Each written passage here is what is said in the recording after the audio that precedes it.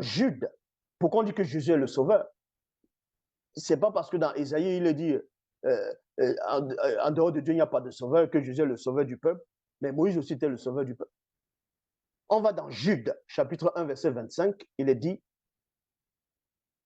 ô seul Dieu, notre sauveur, par l'intermédiaire de Jésus-Christ. Voyez? Vous ne savez pas le mot qui veut dire intermédiaire, ça veut dire quoi? Ça veut dire que si moi je suis là, j'ai envie de vous sauver, et c'est moi le sauveur unique, je dis je veux passer par là. Pour vous sauver, c'est ça l'intermédiaire, hein, pour vous sauver. Maintenant, je lui donne ma puissance, une partie de la puissance, je lui donne mon autorité d'aller sauver. Et donc, quand il vient, il ne vient pas comme ça. Il vient avec des pouvoirs, il vient avec un mandat, un cachet. Et maintenant, quand il vient devant vous, il est supérieur à vous. Et il est le sauveur. Il vient devant le peuple, qui devient son peuple. Tu n'avais pas dit c'est lui qui est le sauveur. C'est écrit, ô seul Dieu, notre sauveur, par l'intermédiaire de Jésus. Ce n'est pas Jésus qui est le sauveur, c'est Dieu qui est le sauveur par Jésus. De même que Dieu était le sauveur par Moïse. Et Dieu est encore le sauveur par, comment il s'appelle? Dieu est encore le sauveur par autant des juges.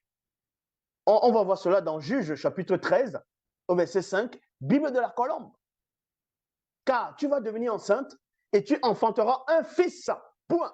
Le rasoir ne passera pas sur sa tête parce que cet enfant sera naziréen de Dieu. Point. Non, de Dieu. Dès le ventre de sa mère. Et ce sera lui qui commencera à sauver Israël de la main des Philistins. Cet enfant, c'était le sauveur, hein? Mais c'est Dieu qui sauvait par lui. Maintenant, on va aller dans le livre d'Apocalypse pour montrer que Jésus n'est pas Dieu lui-même. Il n'a jamais été Dieu lui-même et il ne sera jamais Dieu lui-même. Vous lisez, vous comprenez pas ce que vous lisez. Apocalypse chapitre 1, verset 1. C'est au moment où Jésus était retourné depuis des années déjà. Il était déjà monté depuis déjà. Donc, forcément, vous avez dit, il a retrouvé sa divinité auparavant d'auprès de Dieu. Bon, pour montrer que Jésus, quoi qu'il monte, il est toujours soumis à Dieu parce qu'il n'est pas Dieu, il ne sait pas tout. Il ne sait pas tout parce qu'il n'est pas le Créateur. Est-ce que vous comprenez? Je dis bien, selon les Bibles classiques, même le Yahvé là dans Genèse 18, bon, là, ce n'est pas son procès. Hein. Selon les Bibles classiques, je dis bien, selon les Bibles classiques, dans certains passages, Dieu, il sait tout, vu que c'est lui le Créateur, selon les Bibles classiques. Mais si tu ne sais pas tout, ça veut dire que tu n'es pas le Créateur. Donc, vu que Jésus n'est pas, c'est lui qui est le Créateur, Jésus n'est pas le Créateur, quoique Paul va venir écrire des torchons, hein, par lui, tout était créé par lui et pour lui, n'importe quoi. Or, Apocalypse chapitre 1, verset 1, ce livre contient la révélation. Révélation veut dire quoi?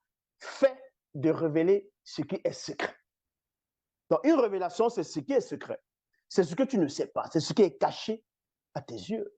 Donc, quand quelque chose t'est caché à tes yeux, ça veut dire que tu ne sais pas la chose. Donc, si tu ne sais pas la chose, tu n'es pas le Créateur. Est-ce que tu m'as saisi? Donc, Apocalypse chapitre 1, verset 1, ce livre contient la révélation que Jésus-Christ a reçue. Point. Donc, Jésus-Christ reçoit une révélation. Révélation, c'est quelque chose qui est caché. Donc, avant de recevoir cela, Jésus ne savait pas ce qui se passait. Mais c'est logique, vu que quand il était sur la terre, il a dit quoi? Personne ne connaît le jour de la fin du monde. Ni les anges dans les cieux, ni le Fils. Seul le Père le sait. Hein? Il le dit. C'est-à-dire, même quand il remonte, il ne sait toujours pas. Puisque au moment où il va ressusciter selon les Bibles classiques, forcément, il a ses pleins pouvoirs.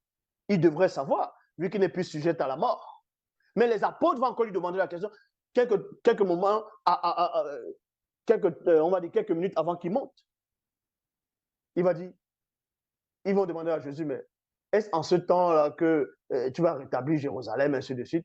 Il va dire, ce n'est pas à vous de savoir ce que Dieu a établi par sa propre autorité. C'est-à-dire, il montre encore, même après la résurrection, il ne sait pas tout, parce que ce n'est pas lui Yahvé.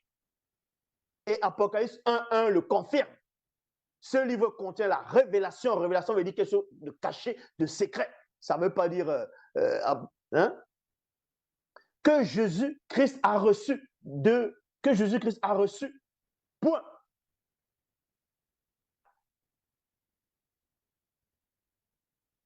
Il est dit ici, Dieu lui a donné. Non, Dieu lui a donné pour qu'il montre à ses serviteurs ce qui doit arriver bientôt. C'est Dieu qui a donné la révélation à Jésus. Jésus était déjà au ciel, selon les Bibles classiques. Donc, il avait récupéré tous ses pleins pouvoirs. Vu que dans Philippiens 2, 5, il s'est dépouillé. Mais quand il remonte, il récupère tout ce qu'il était. Il résiste maintenant en forme de Dieu. Malgré la forme de Dieu qu'il était auparavant, il ne sait pas tout. Vu que Dieu lui-même lui donne encore quelque chose, lui révèle quelque chose. Et maintenant, quand il donne ça à Jésus, on vous dit ici, le Christ a envoyé son ange à Jean, son serviteur, pour faire connaître cela.